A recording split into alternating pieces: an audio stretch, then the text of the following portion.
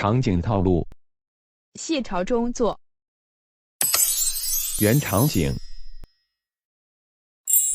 大吻鳄鱼时刻 （BLAM）。Non-sequitur 是故意不合时宜的谈话或对话，通常旨在引起喜剧反应。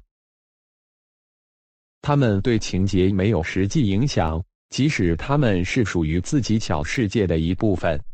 在一个正常的故事中，这是非常奇怪的场景，它变成了超现实或奇怪的。离开那一幕后，剧情就好像从未发生过一样继续。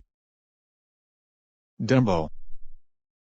小飞象有一个相当臭名昭著的场景：蒂莫西和小飞象喝醉了。小飞象开始用它的鼻子吹泡泡，其中一只变成了粉红象。随之而来的是荒谬和可怕的。随着场景的继续，粉红象的滑稽动作变得更加狂野和不稳定，直到高潮。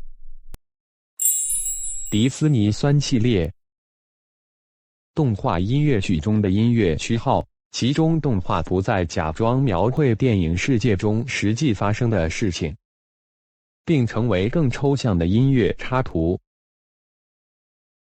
这通常是灯光和编舞的完美时刻，有时由幻觉引起。它与大嘴鳄鱼时刻有一些共同点，因为它经常与情节无关，角色也不再提及它。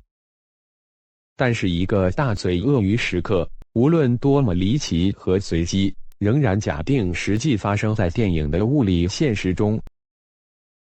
苏斯博士1972年 Departed Freeling 特别版的 The Cat in the Hat 有2个序列，一首歌曲 I'm Punk， 另一个是 A Cat in a Hat。 同时场景发生在主角所在的其他地方的场景，通常用来切入反派或其他情节重要的角色来展示他们在做什么，为了建立伏笔和戏剧。Jack Attack。 Jack Attack 聚焦于 Jack 和保姆 Carrie 在他家发生的事情，在超人特工队的事件中，而其他帕尔家族成员在 No Man's Land 岛上与 Syndrome 和他的 Yux 战斗。过场动画。过场动画是插入到视频游戏动作中的非互动序列，有时也称为电影化，它们几乎包含在所有具有任何类型故事或情节的现代游戏中。有时，它们可能会被过度使用，导致游戏更像是在看而不是在玩。过场动画可以采用2种形式。它们可以通过在游戏本身中移动角色和视点来在引擎中生成。